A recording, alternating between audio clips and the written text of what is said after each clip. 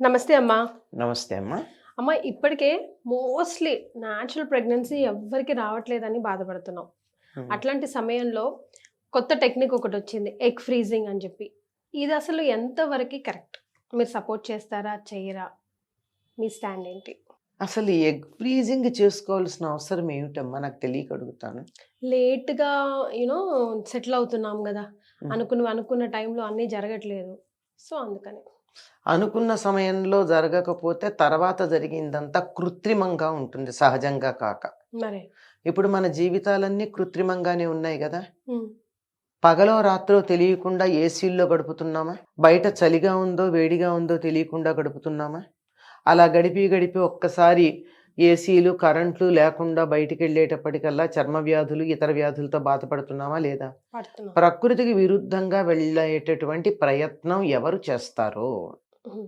ప్రకృతి సహజంగా వెళ్ళేటటువంటి ప్రయత్నాలు బాగుంటాయి కానీ, ప్రకృతికి విరుద్ధంగా వెళ్ళి నేను చచ్చిపోకుండా ఉండాలి, ఇలాంటి కోరికలు ఎవరు కోరారు? హ్మ్. మనకి తెలుసు కదా. అంచేత ప్రకృతికి విరుద్ధంగా వెళ్ళడం అన్నది తప్పు. ఎప్పుడో ఒకప్పుడు ప్రకృతి దానికి ఒక పద్ధతి ఉంటుంది, ప్రకృతికి నడవాల్సిన తీరు. హ్మ్. ఆ తీరుకి భిన్నంగా ఎప్పుడైతే మనం ఉంటామో కొంతవరకు సహిస్తుంది. తర్వాత ప్రకృతే దానికి విపరీతమైనటువంటి పరిణామాలు తీసుకొస్తుంది. ఇప్పుడు మనం చూస్తానే చూసాం ఉన్నాం. కదా, కరోనా అవునండి. ఇత్యాదులన్నీ చూస్తూనే ఉన్నాం కదా. హ్మ్. ఎప్పుడైతే మనం పొల్యూషన్ ఇలాంటివన్నీ ఎక్కువైపోయాయో అప్పుడు మళ్ళీ కొద్దిగా ముక్కులకు గుడ్డలు కట్టుకోండి, ఎంగిళ్ళు తినకండి, దూరంగా ఉండండి, నమస్కారాలు చేయండి, కరచాలనాలు వద్దు, కావులించుకోవడాలు వద్దు, ఇలాంటివన్నీ చెప్పారా లేదా? అవునమ్మా. కాస్త పసుపు అట్లాంటివి వాడండి, హ్మ్. కాళ్ళు చేతులు కడుక్కోండి, ఇలాంటివన్నీ బలవంతంగా ప్రకృతి మనకి చెప్తోంది. యెస్. అట్లాగే మనం కానీ ప్రకృతికి విరుద్ధంగా ఎంత దూరంగా వెడితే అంత తొందరలో ప్రకృతి మనకి పాఠాలు చెప్తుంది. అందువల్ల ఎగ్ ఫ్రీజింగ్ చేస్తారు. హ్మ్. అవన్నీ ఇప్పుడు ఐవీఎఫ్ ఏదో చెప్తున్నారు. ఐవీఎఫ్. అది ఎంత బాధాకరమైనటువంటిదో అనుభవించిన వాళ్ళకి తెలుసు. అమ్మ. సక్సెస్ అయిన వాళ్ళు బాగానే ఉన్నారు కానీ హ్మ్. సక్సెస్ కాని కేసులు ఉన్నాయో అవి లెక్క తీయండి. మరి. నాకు చాలా మంది తెలుసు, అసలు ఐవీఎఫ్ ఎన్నో ట్రై ఇయర్స్ చేశాము, ఇయర్స్. సక్సెస్ కాలేదన్న వాళ్ళు. హ్మ్. ఆ దానికోసం ట్రై చేసినప్పుడు పడినటువంటి వేదన కూడా చెప్పారు. హ్మ్. అంత అవసరమా? సహజంగా నీకు వచ్చేటటువంటి ఒక దాన్ని దూరంగా పెట్టి తర్వాత అసహజంగా దాన్ని పొందాలంటే ఎంత కష్టం అవుతుంది? మరి. అవునా కదా? 100% అమ్మ. అందువల్ల మరీ అత్యవసరమైన పరిస్థితులు, ఏదో కోమాలో వెళ్ళిన పరిస్థితి, మరొకటి ఇంకేదో భయంకర పరిస్థితులు ఎక్సెప్షనల్. ఉంటే ఎక్సెప్షనల్ కేసెస్లో వాడేటటువంటి దాన్ని జనరలైజ్ చేయకూడదు. Always exceptions and exemptions are different and normal life is different. హ్మ్.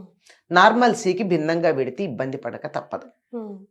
అందువల్ల ఎగ్ ఫ్రీజింగ్ వల్ల వచ్చే లాభం ఎవరికమ్మా? హ్మ్. దాన్ని మెయింటైన్ చేసే వాళ్ళకి. నేను సమాధానం మీరు ఆలోచించుకోవాలి. మరి. నేను చెప్పను, తెలివైనటువంటి వాళ్ళకి సమాధానాలు తెలుస్తాయి. అకల్ మన్కో ఇషారా కాఫీయే అంటారు. కాఫీ హై, అమ్మ. అంతే కదా. హ్మ్.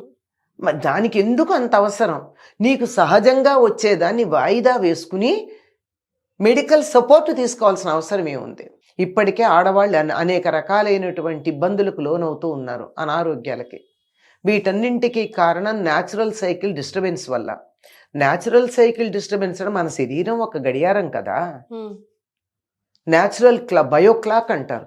బయోక్లాక్లో డిస్టర్బెన్స్ వచ్చినప్పుడే ఇంత తేడా వస్తే అంతకన్నా పెద్దదేదో మీరు తీసుకొచ్చి పెడితే ఈ శరీరాలు ఏమవుతాయి? వాళ్ళు కూడా పిల్లలు ఎలా ఉంటారు అలా తయారైనటువంటి వాళ్ళు? హ్మ్. ఇమోషనల్ ఫీలింగ్ లేకుండా ఏర్పడినటువంటి జైగోట్ నుంచి వచ్చినటువంటి పిల్లలు ఇమోషన్ లెస్గా ఉంటారు. హ్మ్. అవునా కదా? అవునమ్మా. అందులో ఇప్పుడు భార్యాభర్తలు కలిసినటువంటి సమయంలో ఏ భావనతో ఉన్నారో ఆ భావం పుట్టబోయే పిల్లల మీద ఉంటుంది.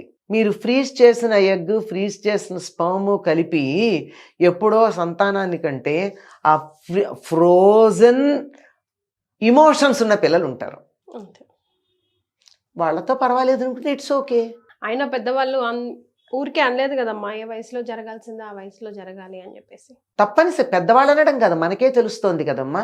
రాత్రి పడుకోవాలి, పగలు లేవాలి. రాత్రి మేలుకోవడం వల్ల కదా ఆడవాళ్ళకి ఇన్ని రకాల సమస్యలు వస్తున్నాయి. బయోక్లాక్ డిస్టర్బ్ అవుతోంది కదా. Simple technique. ముఖ్యంగా దాంట్లో డిస్టర్బ్ అయ్యేది సైకిల్ కదా, పీరియాడిక్ సైకిల్.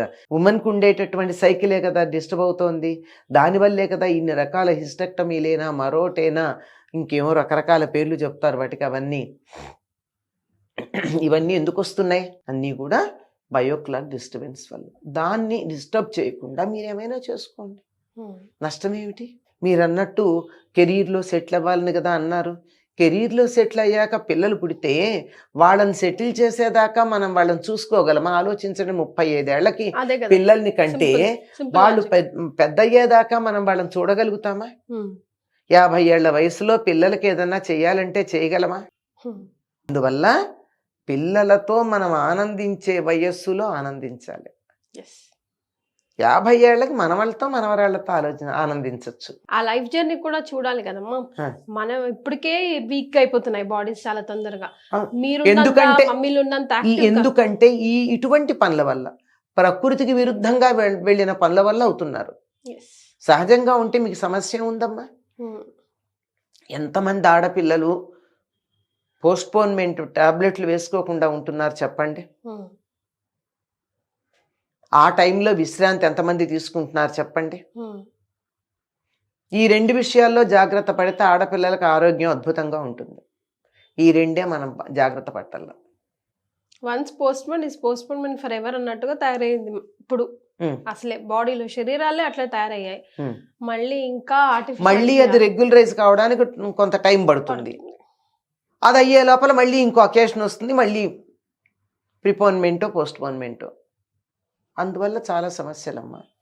అందువల్ల ఏ వయస్సులో జరగాల్సిన ముచ్చట ఆ వయస్సులో జరగాలి. ఎవరో ఒక బేబీ స్టార్ని బేబీగా వేస్తేనే ఎక్కువ లాభం ఉంటుందని తల్లిదండ్రులు హార్మోన్ ఇంజెక్షన్స్ వచ్చి పెద్దది కాకుండా చూశారని విన్నాం ఎప్పుడో మాట. వాస్తవం ఎంతో తెలియదు. ఆ తర్వాత ఆ పిల్ల స్టంటెడ్ గ్రోత్ ఎలా ఉంది తర్వాత ప్రత్యక్షంగా అందరం చూసాం కదా. ఎన్ని రకాల డిస్టర్బెన్సెస్ వచ్చాయి. ఆ తల్లిదండ్రులు నరకానికి పెడతారు మరి కదా, కావాలని చేసింది. మరి అటువంటిది ఆఖరికి బోన్సాయి మొక్కల గురించి కూడా అదే చెప్తారు.